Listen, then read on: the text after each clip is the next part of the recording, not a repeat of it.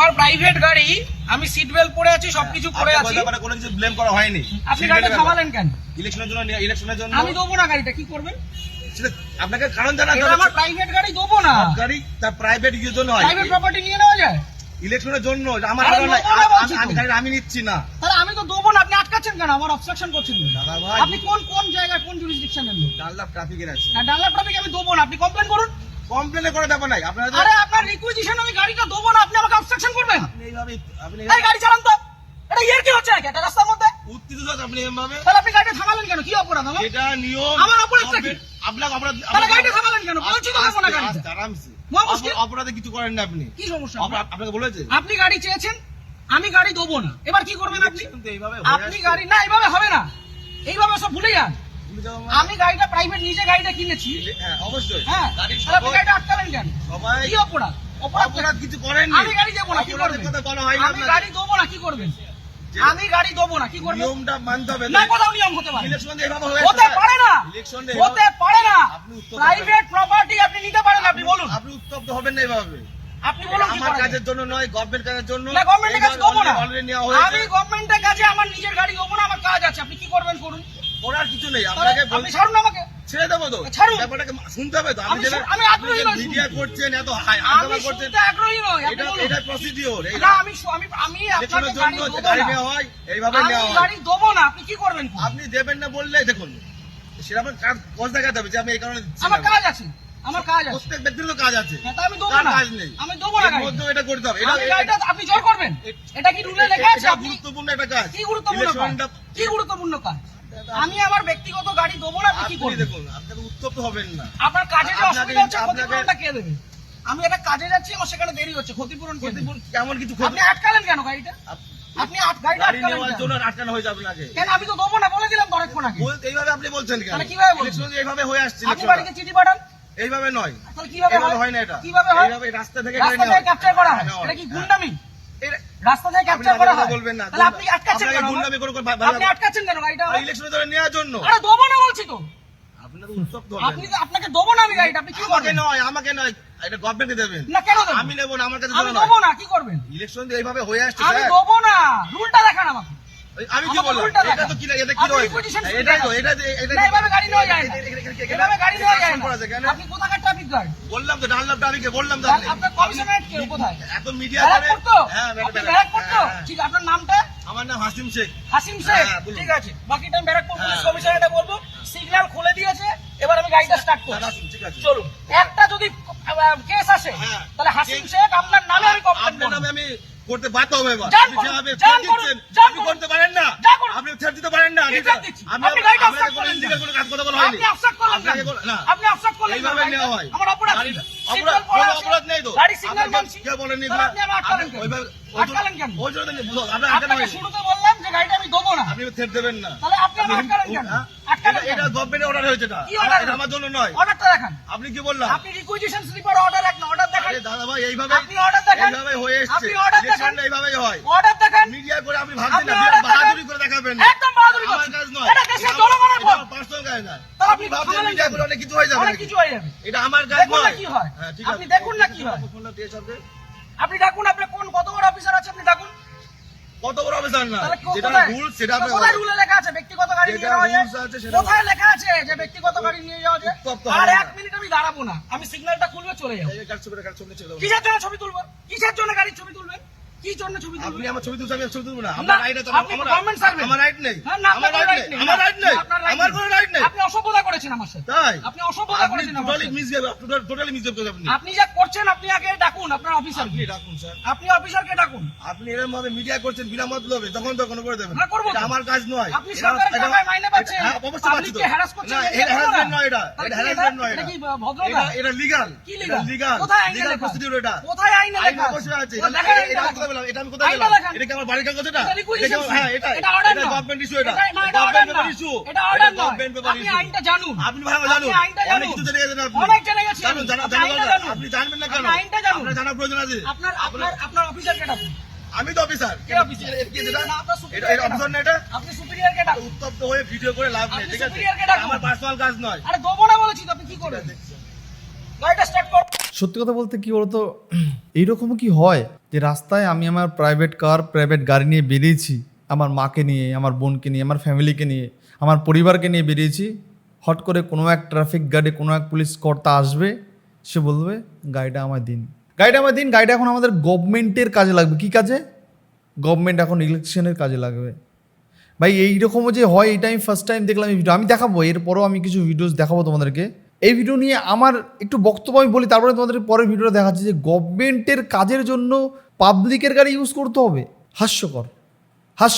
নেতা নেত্রী হয় যারা, তাদের গাড়িটা নিন।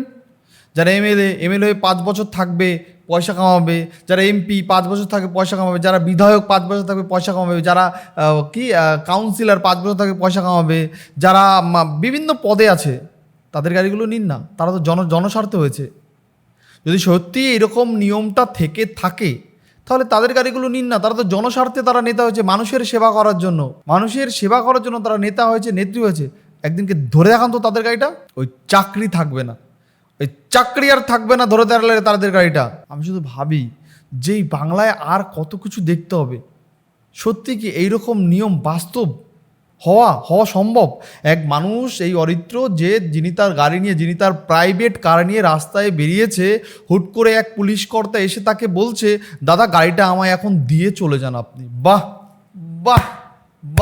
কি মজা। মানুষ বাইক দিতে চায় না, একটা 4 চাকা দিয়ে চলে যাবে। গাড়ি কিনেছো তুমি, ট্যাক্স দেবে তুমি, ইন্স্যুরেন্স দেবে তুমি, পলিউশন করাবে তুমি, মোবিল চেঞ্জ করাবে তুমি, টায়ার চেঞ্জ করবে তুমি, গাড়ি ফুল সার্ভিসিং করাবে তুমি, কিন্তু গাড়ি চালাবে গভর্নমেন্টের লোকেরা, যারা মাস গড়ে লাখ লাখ টাকা মায়না পায়। তাদের তো আবার গাড়ি ফাড়ি নাই, তাদের তো গাড়ি নেই। তারা লাখ লাখ টাকা মাস গড়ে মায়না পায়, কিন্তু ওদের তাদের গাড়ি নেই। তারা এইভাবেই ওই লোকের গাড়ি চাইবে ইলেকশনের সময়। কি মজা! গাড়ি কিনবো আমি, সব মেনটেনেন্স চালাবো আমি, আর গভর্নমেন্টের কাজের জন্য আমার গাড়িটাই টান দেবে। আচ্ছা, আপনার গাড়ি হলে আপনি দিতেন? একটু বলুন তো। এই পুলিশ কর্তাকে আমার প্রশ্ন, বা আপনারা যারা ভিডিও দেখছেন আপনাদেরকে আমার একটা প্রশ্ন। মনে করুন না আপনার একটা ছোটো ভ্যান আছে, মনে করুন আপনার একটা ছোটো ট্রলি আছে, মনে করুন না আপনার একটা ছোটো ঘুমটি আছে, মনে করুন না আপনার যে কোনো একটা লরি আছে, ট্রাক আছে, সাইকেল আছে, যাই থাকুক, আপনার অবর্তমানে আপনার অপছন্দের কোনো লোককে মনে করুন, সেই লোককে আপনার পছন্দ না, সেই লোক যদি এসে বলে আমাকে আপনার গাড়িটা দিন, বা কোনো অচেনা ব্যক্তি এসে যদি বলে আমাকে আপনার সাইকেলটা দিন, আমাকে আপনার গাড়িটা দিন, আমাকে আপনার ট্যাক্সি দিন, আমাকে আপনার এই যেটা আপনাদের আপনি আছেন, যে কোনো জিনিস হতে পারে, জিনিসটা আমাকে দিয়ে আপনি চলে যান, এটা এখন আমার কাজে লাগবে। এটা দাদাগিরি ছাড়া কি অন্য কিছু? কোনো নোটিশ নয়, কোনো ইস্যু নয়, আমি দেবো কি দেবো না, আমার পারমিশন ছাড়াই আমার নিজস্ব প্রপার্টি নিয়ে নেবে। এটা দাদাগিরি ছাড়া আমি আর অন্য কিছু দেখছি না। আমার মনে হয় এটা সম্পূর্ণটাই একটা দাদাগিরি করে মানুষের উপর চাপিয়ে দেওয়া হচ্ছে। দেখাবো এখানে কিছু কমেন্ট কি পড়ছে, এরা দাদাগিরি কেন সবসময় এই সম্প্রদায়ের লোকের সঙ্গে করে, আমি সেটাও দেখাবো। আমি চলো এখানে আগে কয়েকটা কমেন্ট পড়ি যে বাংলার মানুষ কি লিখছে। মানতে হবে আমাদের সেই ছোট্ট কমেডি অভিনেতা অরিত্র বুকের দম আছে ভাই, তোমাকে স্যালুট জানাই। সাধারণ অভিনয় তেমনি বাস্তবে প্রতিবাদ। দেখেছো এখানে কি লিখছে, যে এদের ভালো করে টাইট দেওয়া দরকার, সঠিক পদক্ষেপ নিয়েছো তুমি, যেভাবে অন্যায় প্রতিবাদ করো সত্যি আমরা গর্বিত।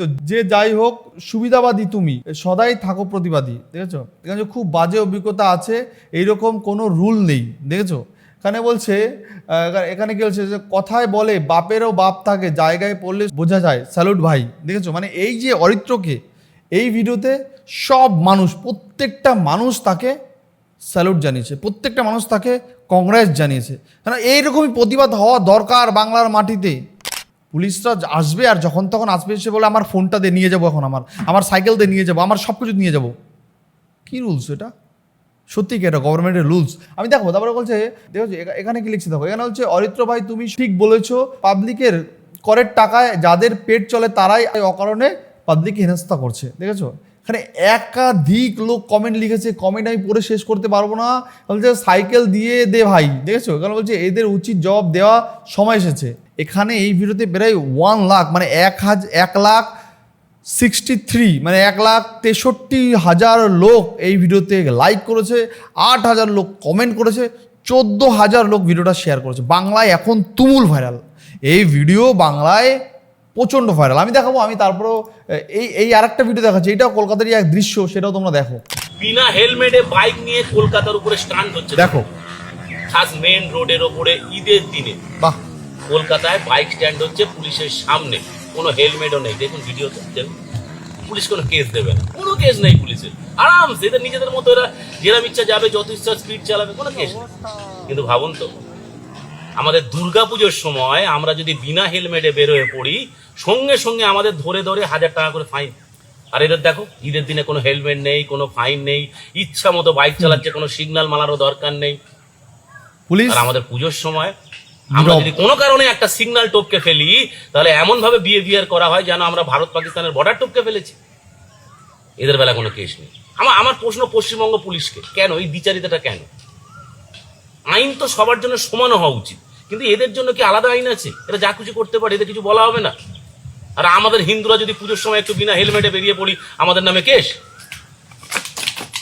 শুধু তাই নয়, দ্বিতীয় হুগলি সেতু দেখুন, দ্বিতীয় হুগলি সেতুর উপরে হাই স্পিডে বাইক নিয়ে যাচ্ছে বিনা হেলমেটে, কোনো কেস নেই, কোনো কেস নেই। দ্বিতীয় হুগলি সেতুর উপরেও কোনো কেস নেই। ন্যাশনাল হাইওয়ের ওপরে বিনা হেলমেটে ইচ্ছা মতো গতিতে বাইক চালানো হচ্ছে ঈদের দিনে, এতেও কোনো কেস নেই, কোনো ব্যাপার নয়। আর আমাদের হিন্দুদের জন্য একটু করে দেখুন, কি দুর্গা পুজো, কি সরস্বতী পুজো, কি কালী পুজো, যে বেরোন ধরে ধরে কেস ধরে, মানে পুলিশ মনে হচ্ছে এত সক্রিয় আমাদের পশ্চিমবঙ্গের ট্রাফিক পুলিশ, আপনি ভাবতেও পারবেন না। কিন্তু এদের জন্য কেস নেই। আমি প্রশাসনকে জাস্ট প্রশ্ন করছি, কেন এই দ্বিচারিতাটা? কেন কেন আমাদের হিন্দুরা কি পশ্চিমবঙ্গে নেই? আমরা কি পাকিস্তানে আছি? আমাদের হিন্দুদের কোনো সুযোগ সুবিধা নেই? আর একটা সম্প্রদায়কে আপনারা সমস্ত রকম ছাড় দিয়ে রেখেছেন, তারা যা খুশি করতে পারে, তাদের জন্য কোনো আইন নেই, কোনো প্রশাসন নেই।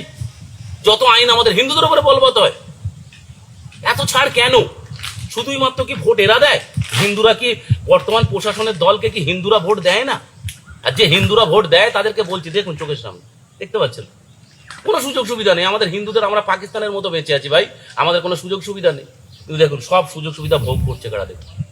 যদিও বিনা হেলমেটে আমি নিজেও বাইক চালাতে পছন্দ করি না, তারপরেও বলছি বিনা হেলমেটে কেউ বাইক চালাবেনও না। আমি সবাইকে বলছি হেলমেট পরে বাইক চালাবেন। কিন্তু আমার প্রশ্ন এখানে নয়, প্রশ্ন পুজোর সময় যদি কেউ ভুল করে বিনা হেলমেটে যায়, তাকে কেন কেস দেওয়া হয়?